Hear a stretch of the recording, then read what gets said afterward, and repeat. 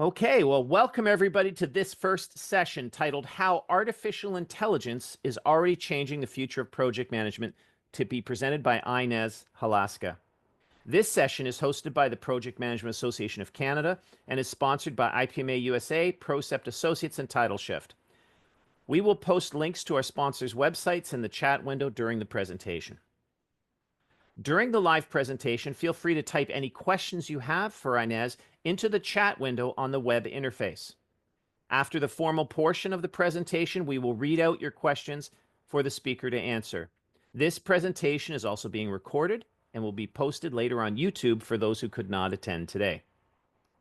Now, let's get started. Momentarily, I'm going to turn things over to Inez. With over 20 years of experience running projects across a broad range of industries, Inez has been at the forefront of project innovation, integrating business analysis and change management practices into her PM practice. A highly credentialed practitioner, she's recently brought all of her skills to bear in understanding how artificial intelligence is being used today on projects ranging from construction projects to IT, and what emerging AI trends are likely to affect our projects in the near future. Inez, over to you. Thank you, Kevin, and welcome everyone to International Project Management Day, 20th anniversary. It's a pretty big deal. So yes, as Kevin mentioned, I've been running projects 20 to 30 years, and I've often found that in the past, I always thought I need a better way to deliver value. And that started off with, studying change management and what that looked like, business analysis. I've gone down the path of product management. I've gone down the path of benefits realization. And now, as Kevin mentioned, I've also have been going down the path of artificial intelligence. Please bear with me today. I do have a really bad cold, so I will try to keep from coughing. So today's presentation, generally I've done it in 3.5 hours. So I'm going to be shrinking it for 20 minutes. So if you have any questions, as mentioned, put them in the chat and we'll have times for Q&A after the presentation.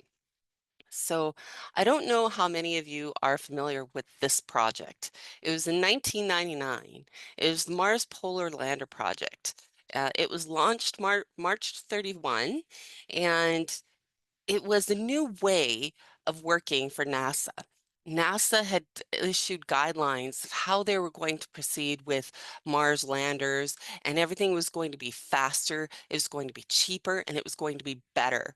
So there was new guidelines that were issued. So the equivalent of it, I think it was about $312 million US to create the Mars Polar Lander mission. And a week before landing on Mars, it blew up in the atmosphere.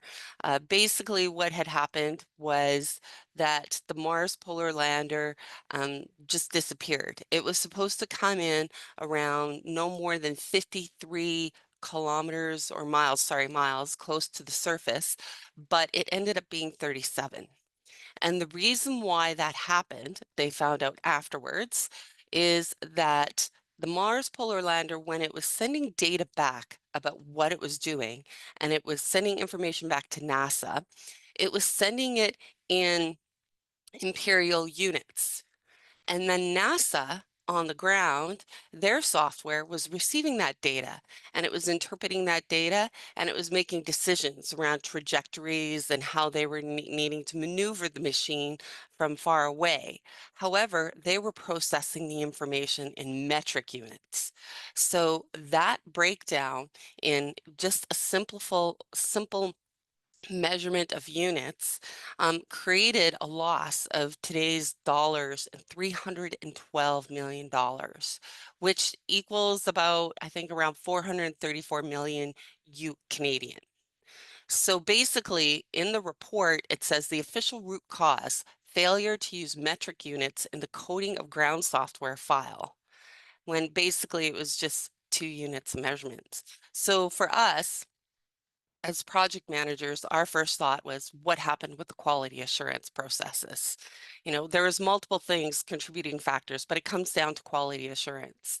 And that was a lot of information at the time. They had new standards. And imagine what that would have been like if they had had maybe AI to assess what are those anomalies. Another interesting thing that was happening 25 years ago was in The Matrix was released, and it was the fourth largest grossing movie that year. It grossed about 1.2 billion Canadian dollars in today's dollars. So AI is already disrupting industries.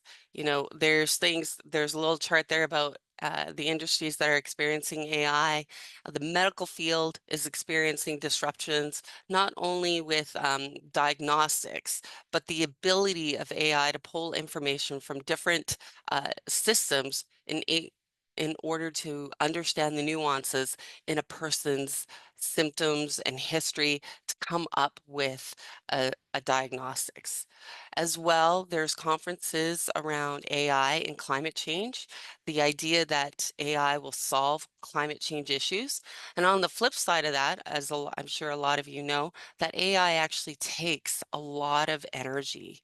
It's very resource intensive, and there's been discussion actually recently of using nuclear reactors to generate the kind of energy needed to use AI because of the large use and need of data.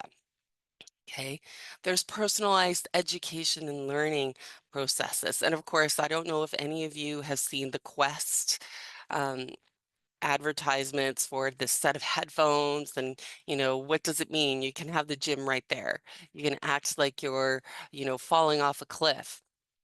Apple Watch has recently released information that the Apple Watch will be able to detect whether or not you're coming down with the flu or have a cold even before symptoms appear. So AI is transforming how we live just today. So the history of AI in a nutshell, as you can see, the first digital computers, 1940, right here. And then a mouse started navigating a simple maze. And then all the way today with language and image recognition capabilities. Um, I read an article the other day that a streaming service in China has over 1,000 songs that are generated with AI voices, and they're quite popular. People don't even care that it's not their favorite artist. So that raises some ethical questions as well. But this is transforming our world today. Why does this matter? So as Kevin mentioned, project managers have always been at the forefront of new paradigms, formally or informally. If you think about the rollout of electricity, what that would have looked like for project managers and for society at the time, society not knowing what to do with this new technology. There's stories of people trying to make toasters in the bath. There was tons of mistakes. There were injuries. There were ethical considerations. Governments had to get on board with setting standards. We're in that transition right now. And the cool thing about project managers is not only do we get to consider this in how we run our projects, but we are often going to be the people who have to implement the AI projects themselves.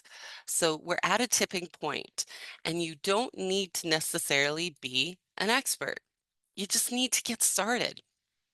So what is AI?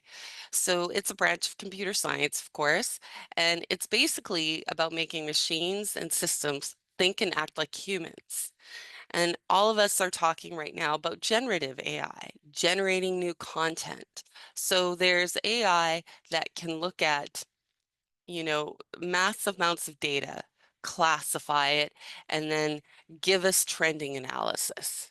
It's not making decisions. It's just giving out more information. And then we need to assess that information and make decisions.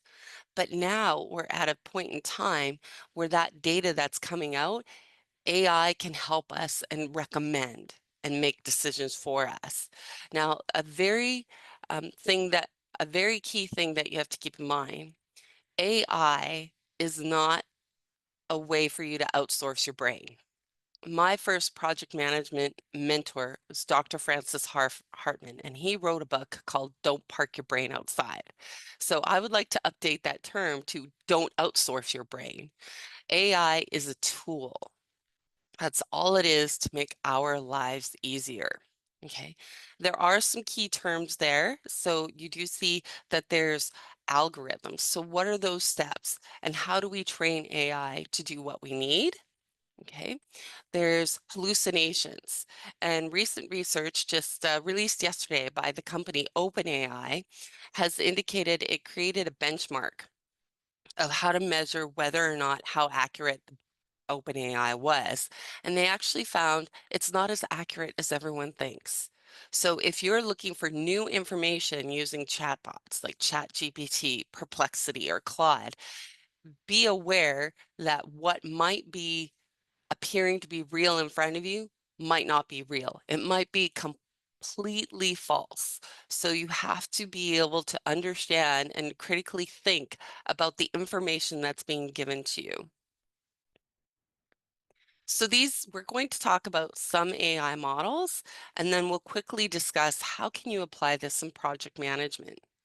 So machine learning, we're going to focus on machine learning. So there's three different types, general models. There's unsupervised learning, supervised learning, and reinforcement learning.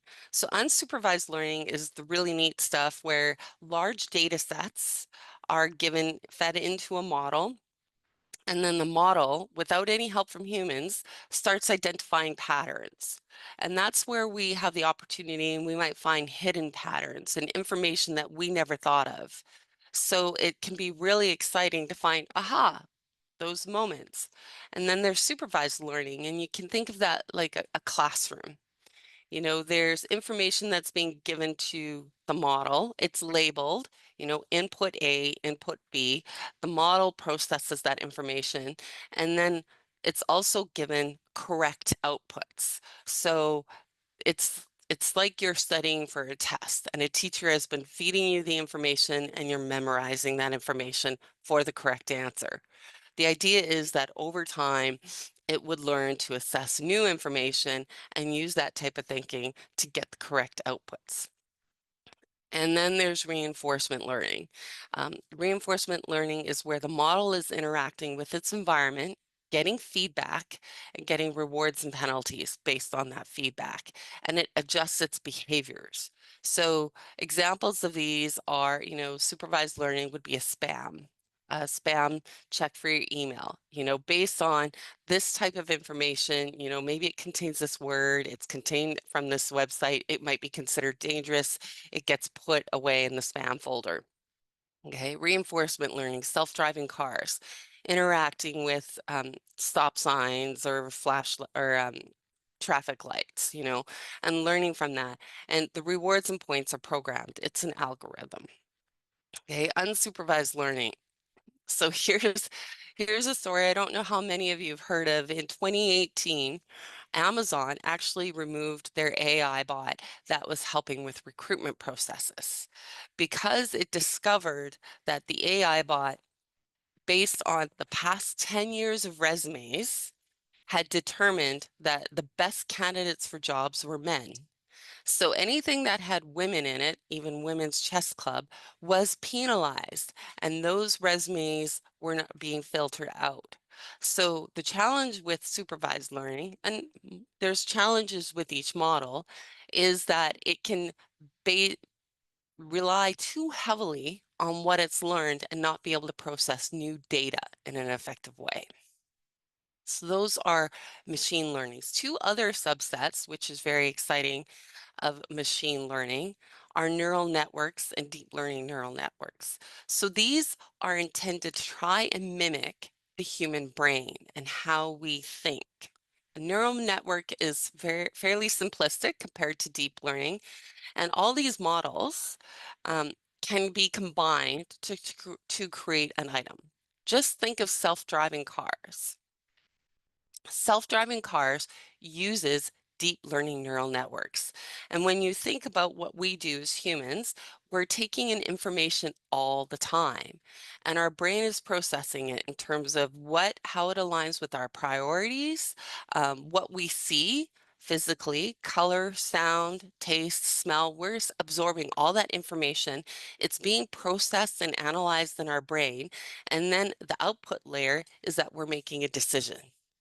So based on all that information, we take in, we analyze it, and we make a decision based on that, either an action, or we decide to do nothing, or we look into more information. The main goal here is to learn from the data, process all those factors based on certain weighting, and then make a decision. The idea is that with the brain, it can be very complex or it can be very simplistic. So engineers are trying to program models to be able to act this way. This is a very, very basic explanation of these things. So if you think of what our lives are for project managers, basically the old priority triangle, you can have it fast, you can have it cheap, or you can have it done well. The more recent priority triangle is about value. Do you want it done well? What value does it deliver to the stakeholder or the client? And then within certain constraints. Okay. So when we think about project success factors and our roles as project managers, think about all the administrative stuff we have to do. Imagine if you had an assistant, not an assistant PM, but something that could help you with that vast amount of information and help you with those administrative processes. Even if your organization hasn't implemented an enterprise approach to AI, you can manage to do it a little bit on each of your projects to make your life easier. So areas where this can help. Okay, so predictive analytics. So based on all this data, if you think of those large construction projects or global projects, what data do you have? What does this mean looking forward? Okay. It can even out resources. So maybe where you have a shift in, this deliverable didn't get done, what are those resources doing today? AI can look at the schedule of resources and say, hey, these people are being underutilized, have them work on this task today. Okay, stakeholder communication. Even this something so basic as Microsoft Copilot Pro can take a review of an email chain and summarize those things. It can also do it for meetings. So even something so basic as meeting notes can be done with AI. And as well, it can schedule meetings. So we all know what it's like to try and schedule meetings with executives. AI can help you look through their calendars and get set up a meeting. Support and decision making. Okay, again, those hidden patterns can be found. What's the data telling us? And of course, you have to consider garbage in, garbage out. So this idea of data really needs, and data governance, you really need to consider this. What is the information going in and what is the information going out? How is this about making projects more accurate, more efficient, and more effective? Okay. Automating quality assurance. Think back to the Mars lander. If they had AI at the time, the Mars, AI could probably seen the anomaly, the pattern that, hey, this unit is not being recognized in this area of the project. The impact of the Mars lander, just that simple thing, imperial measurement to metric measurement, impacted the Mars lander by 4.45 times. So if you think about that, maybe that doesn't seem so big, but the equivalent of 434 million Canadian dollars, that's a lot of money to lose. Okay. Update plans in real time. Imagine opening a dashboard and entering a variable. And then all of a sudden, it not only updates your schedule, but it updates your project management plan, it updates your risk management plan, it updates your budget, all those things. This is how it can help. Performance tracking. Are you on time? Are you on budget? Is there an issue with risk management?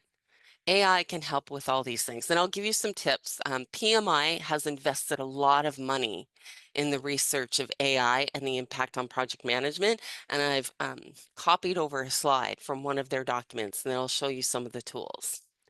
When you're thinking about AI, what tasks do you do on your projects that take up time, those administrative tasks?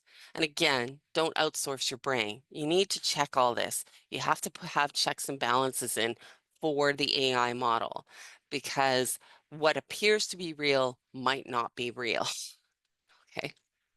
So these are considerations. And so there's an AI approach, and we talked about the high level models there. The example models I'm not going to go into, you can certainly look those up, and the key PM task applications.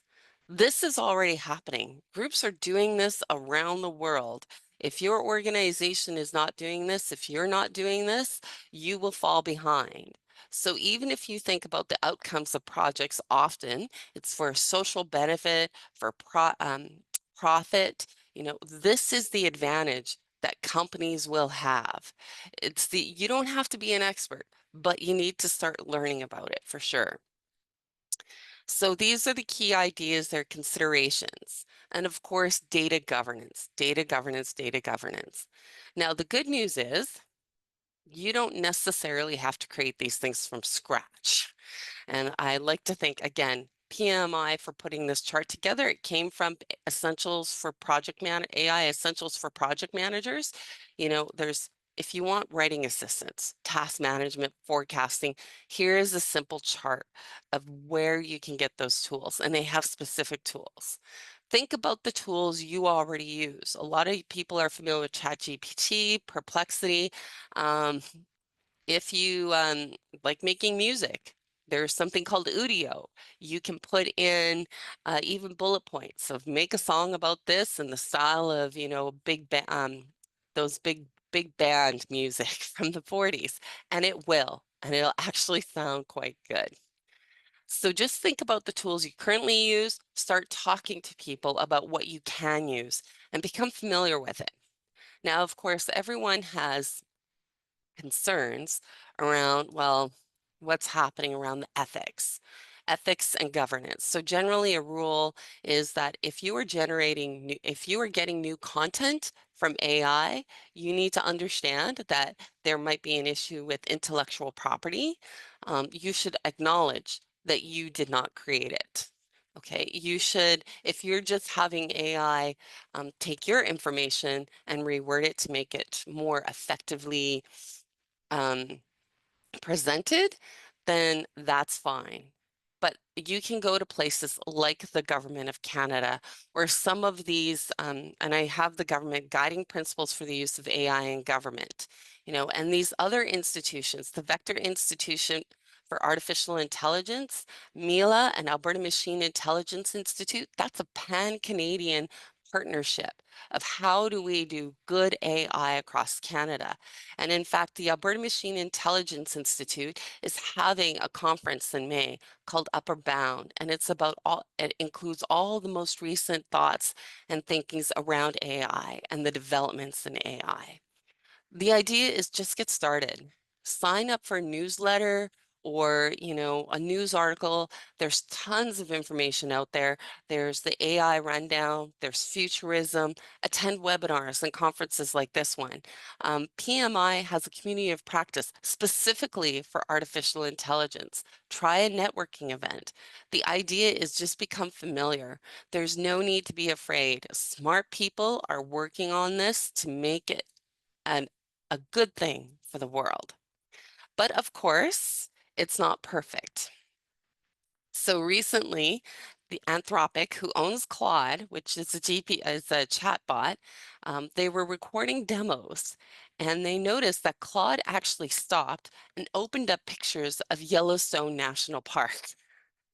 So the AI bot actually got bored with its own work. Now, we shouldn't be anthropomorphizing AI. They're models, but they do act in a way sometimes that can be surprising. And the idea in transition is that it's a time for innovation, it's a time for learning, and it's a time for experimenting. So the idea is to just get out and do it. Thank you. Are there any questions? Okay, thank you, Inez, for that wonderful presentation. So now we can get to the questions. I'm reminding audience members to type your questions into the Q&A window, and I can read them aloud for Inez to answer. Our first question is from Carol, who asks, having the machine biased toward men, was that a human decision? Not intentionally. So the machine learning that Amazon used was they trained it. So that was in 2018. So they trained it on resumes received over the past 10 years. So if you think about it from 2008, and it just so happened to be at the time that the field was dominated by men. So when they used, I'm assuming, unsupervised learning, so they just gave the machine or the model, here, go look at these resumes, identify patterns, and then help us recruit. So the model made a decision on its own that based on all these resumes, the ideal candidate would be male.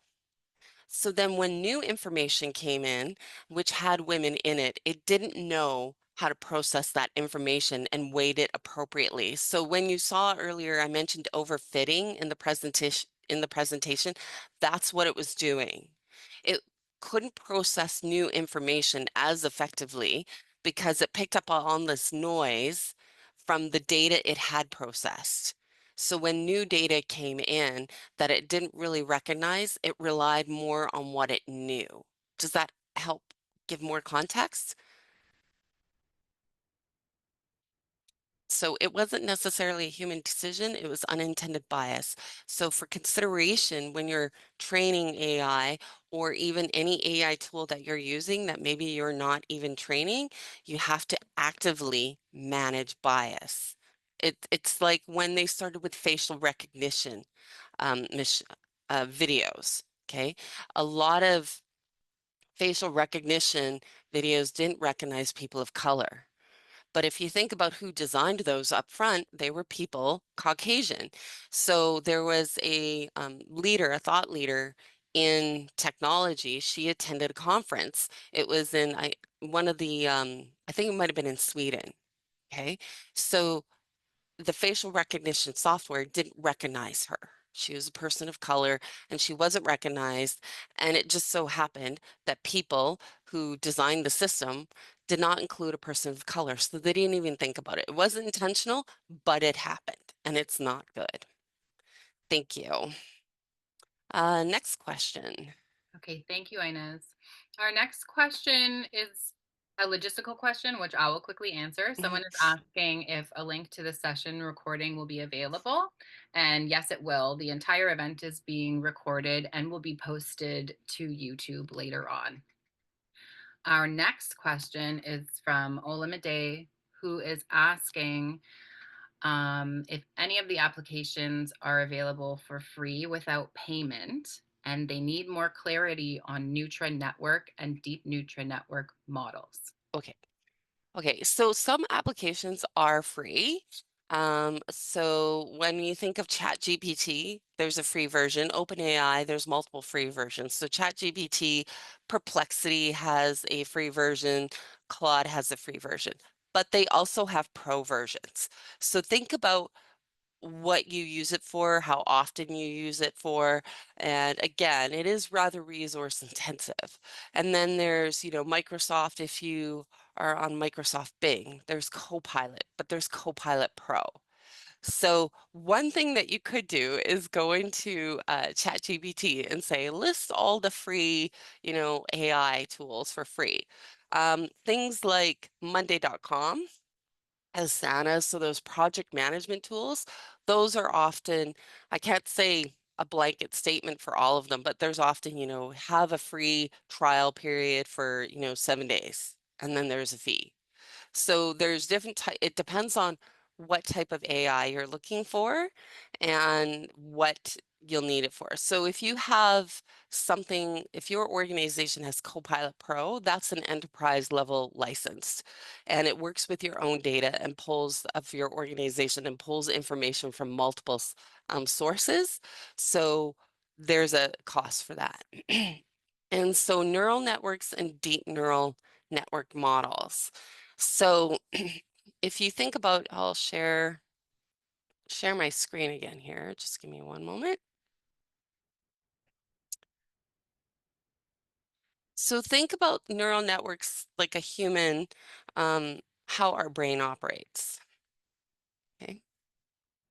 Can you see that? Can you see the screen by any chance? Someone can give me a thumbs up. So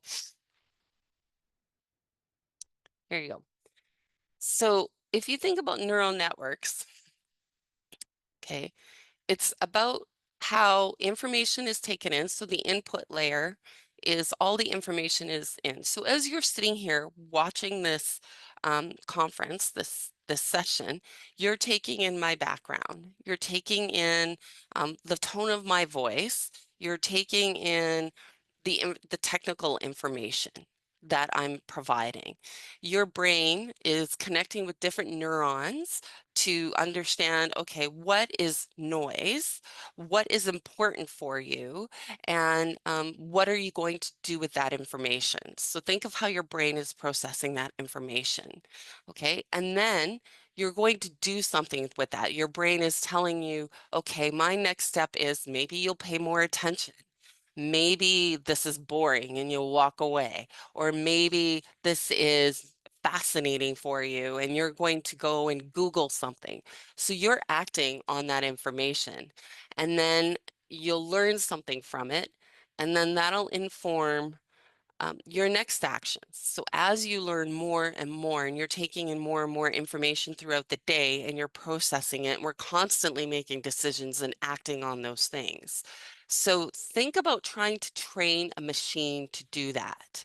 Okay, so that's what the descriptions, the diagrams on the screen are showing.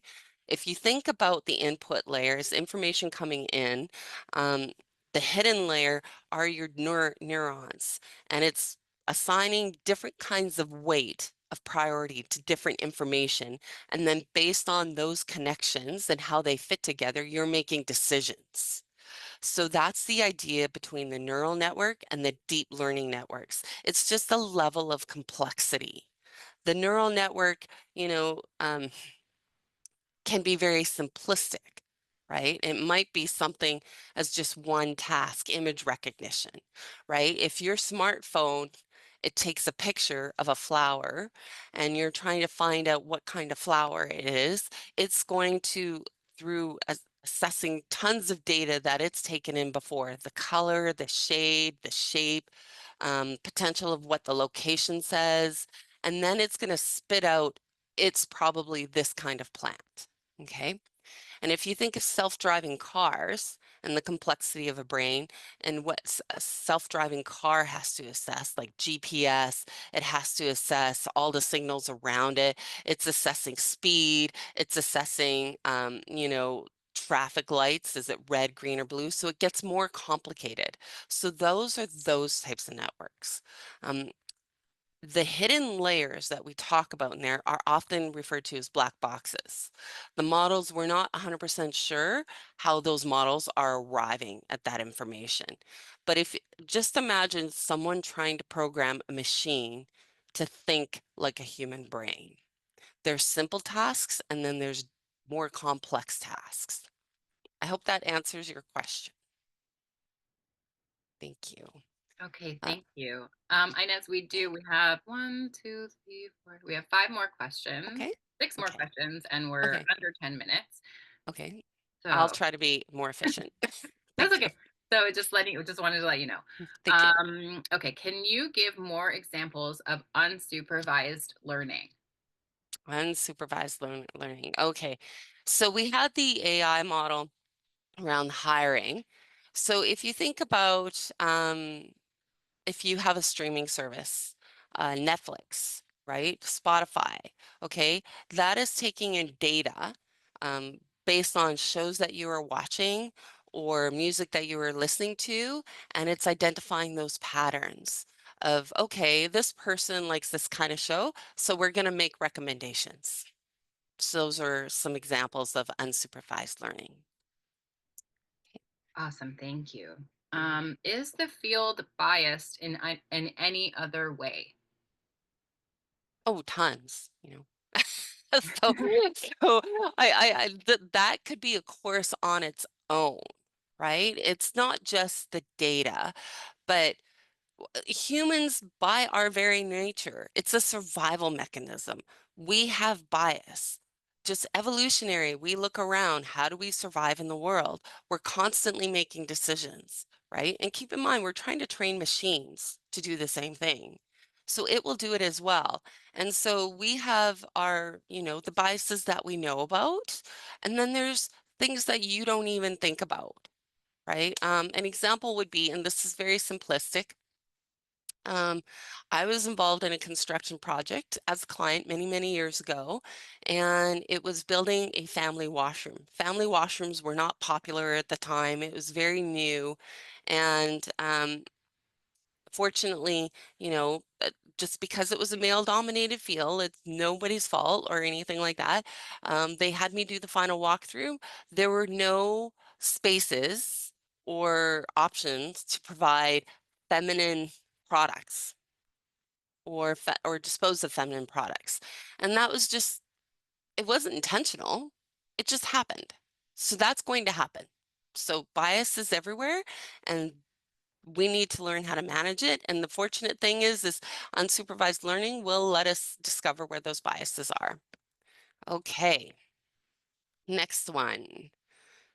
Okay, excellent. Hello, Inez. I really enjoyed your presentation. Thank you. My question is, I recently learned that there is a PMI tool called PMonkey, I think that's the name, and is similar to ChatGPT, designed to help project managers break down activities and create their WBS and identify resources and risk.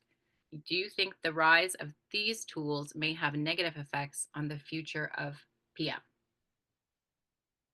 Personally, this is just my opinion. I don't think so. Okay, and this is why. Building a WBS, you need to understand the fundamentals, right? And again, don't outsource your brain, but it can be quite administrative. Imagine all the people you have to get involved in building a WBS and identifying resources and risks. So whenever I've used a tool, I've never used PMonkey, but whenever I've used a tool, it just helps me get that work done faster.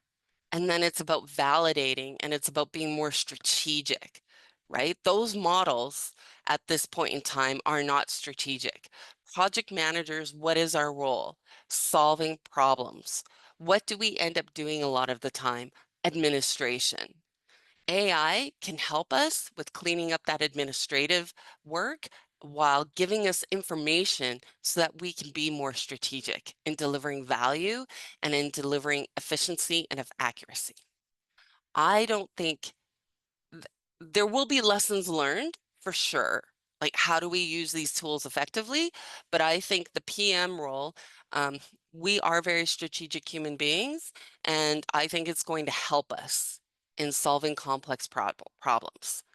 We're going to be solving problems like health issues, climate change, world problems. PMs are going to be at the forefront of that. Thank you. Excellent, thank you. Anonymous question. What is the future of AI? Where does it go in, say, 40 years? 40 years. Okay, so in 40 years, I'm going to be 90. So I can't say for sure. But if you think about those disruptive technologies, we can't even predict where this is going. But right now, even recently, I have read how AI is actually, owners of AI companies are trying to file patents on behalf of AI agents. So AI models are being called agents. They're creating their own AI, and they're trying to file patents. And that's, of course, is a legal gray area. So I don't even think we can predict, but I think as humans, We are very adaptable, and we will become even more, hopefully, connected and be able to solve those complex problems if we use it as a tool and not to outsource our brain. Thank you. Great. Okay, next question from Teresa. How do you think AI will change the way project management is executed or even trained 5 to 10 years from now? How do we, who are current PMs, ensure we stay of the curve? So great question. I think they're all great questions. Thank you. I think right now, educate yourself. The first step in anything is to become literate, right? So just like I said, sign up for a newsletter. There's a newsletter called the AI Rundown. You know, these are little snippets of information. Find out where things can make your life easier. Okay, where can it add value for you? Start using AI in a way that helps you. Consider the ethical and legal responsibilities, because that is a gray area that everyone's trying to figure out. Um, this 5 to 10 years from now, we will still need project managers to understand the fundamentals. You will still need to know what is a deliverable. You will still need to know how to get to that deliverable, how to schedule it. AI will help us how to do it. It is a tool, and that's how it should be used, not to replace us. PMs, again, hopefully we'll be able to free up our time to solve problems and be strategists instead of administrators. Okay, thank you. Okay, we should be able to squeeze in these last couple questions. Are AIs a treat or a tool for PMs? How can one better be prepared for the job market for future? Okay. So I think it's a tool, which is a treat, because when I use AI, it frees up a lot of my time to work with stakeholders to help that engagement piece and to help support them through the change. Because keep in mind, like Kevin said, we are leaders of change. So it's not just that we are leading AI implementation and that we are conducting AI in our project management practices, but we are helping others through that change, right? So to be better prepared for the job market of the future, again, become literate. So PMI, as mentioned, Project Management Institute, they have an entire community of practice for artificial intelligence. They have conducted tons of research, okay?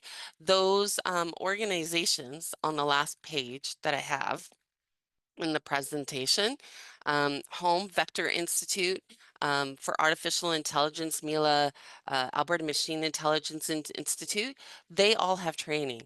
Google AI training, AI boot camps. Just become familiar with it. You don't have to be a computer engineer to become familiar, but you need to know what it is and how you can use it. And there's tons of tools out there, and you are already using AI if you use a streaming service. If you have an Alexa, if you have a Siri, you've interacted with AI. It's already here. Thank you. I hope that helps. Okay, excellent. And this may have to be our last question. Okay. How do we measure an organization readiness for AI adoption? That's a good question. And when you know, let me know. No, kidding. So I think there's change management models out there for readiness, and you can certainly use those. I think that's starting with the fundamentals. How do we measure any organization that's ready for anything, right? What is currently going on in the organization? What other change is happening? What resources do you have? Because you have to make it scalable. You know, think about walking before crawling. What data do you have? You know, I know Microsoft, if you have Microsoft 365, they offer tons and tons of resources and webinars on how do you implement some of their enterprise applications.